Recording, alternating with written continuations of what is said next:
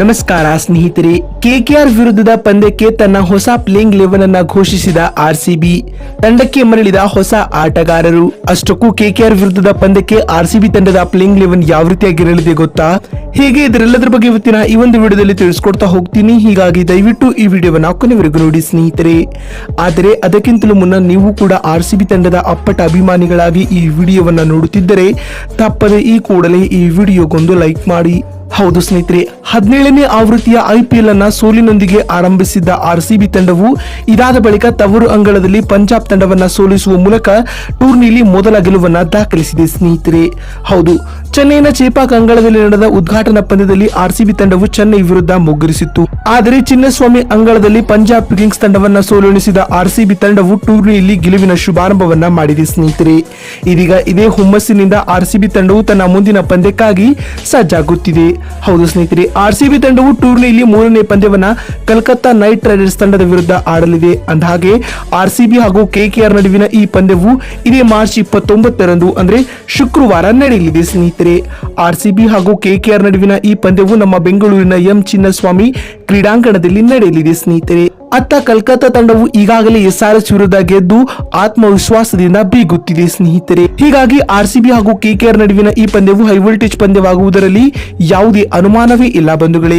ಇದೀಗ ಕೆಕೆಆರ್ ವಿರುದ್ಧದ ಪಂದ್ಯಕ್ಕೆ ಆರ್ಸಿಬಿ ತಂಡದ ಬಲಿಷ್ಠ ಪ್ಲೇಯಿಂಗ್ 11 ಯಾವ ರೀತಿಯಾಗಿರಲಿದೆ ಅಂತ ನೋಡ್ತಾ ಬರುವುದಾದ್ರೆ, ಆರಂಭಿಕರಾಗಿ ವಿರಾಟ್ ಕೊಹ್ಲಿ ಹಾಗೂ ಫಾಫ್ ಡುಪ್ಲೆಸಿಸ್ ರವರು ತಂಡದ ಪರ ಇನ್ನಿಂಗ್ಸ್ ಆರಂಭಿಸಲಿದ್ದಾರೆ ಸ್ನೇಹಿತರೆ. ಇನ್ನುಳಿದಂತೆ 3ನೇ ಕ್ರಮಾಂಕದಲ್ಲಿ ರಜತ್ ಪಟಿದಾರ್ ಅಥವಾ ಮಹಿಪಾಲ್ ಲೋಮ್ರಾ ರವರು ಕಾಣಿಸಿಕೊಳ್ಳುವ ಸಾಧ್ಯತೆಗಳು ಹೆಚ್ಚಾಗಿವೆ. ಹಾಗೆ 4ನೇ ಕ್ರಮಾಂಕದಲ್ಲಿ ಸ್ಟಾರ್ ಆಲ್ರೌಂಡರ್ ಆಗಿರುವ ಗ್ಲೆನ್ ಮ್ಯಾಕ್ಸ್ವೆಲ್ ಗುರುತಿಸಿಕೊಳ್ಳಲಿದ್ದಾರೆ. ಮ್ಯಾಕ್ಸ್ವೆಲ್ ಇಲ್ಲಿವರೆಗೂ ಹೇಳಿಕೊಳ್ಳುವಂತಹ ಆಟವನ್ನ ಆಡಿಲ್ಲ.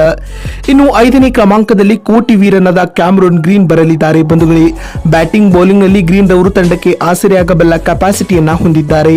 ಇನ್ನು 6ನೇ ಕ್ರಮಾಂಕದಲ್ಲಿ as a wicket keeper cum batsman ಆಗಿ ಅಥವಾ ಫಿನಿಶರ್ ಆಗಿ ದಿನೇಶ್ ಕಾರ್ತಿಕ್ ಗುರುತಿಸಿಕೊಳ್ಳಲಿದ್ದಾರೆ. ಇನ್ನು ಅನುಜ್ ರಾವತ್ ರವರು ಬ್ಯಾಕಪ್ ವಿಕೆಟ್ ಕೀಪರ್ ಆಗಿ ಆಡಬಹುದು ಬಂಧುಗಳೇ, ಅದು 7ನೇ ಕ್ರಮಾಂಕದಲ್ಲಿ.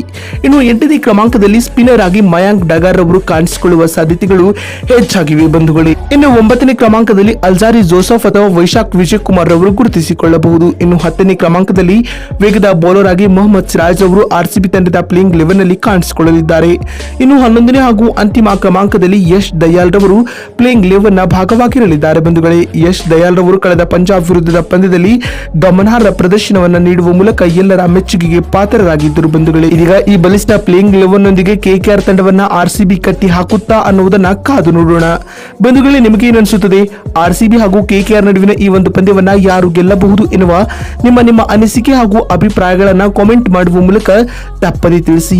ಯಾಕಂದ್ರೆ ನಿಮ್ಮ ಒಂದೊಂದು ಕಾಮೆಂಟ್, ಒಂದೊಂದು ಲೈಕ್ ಕೂಡ ಬಹಳ ಮುಖ್ಯ. ವಿಡಿಯೋವನ್ನ ಇಲ್ಲಿವರೆಗೂ ನೋಡಿದ್ದಕ್ಕಾಗಿ ಧನ್ಯವಾದಗಳು. ಮತ್ತೊಂದು ವಿಡಿಯೋದಲ್ಲಿ ಸಿಗ್ತೀನಿ. ಅಲ್ಲಿವರೆಗೂ ನಮಸ್ಕಾರ.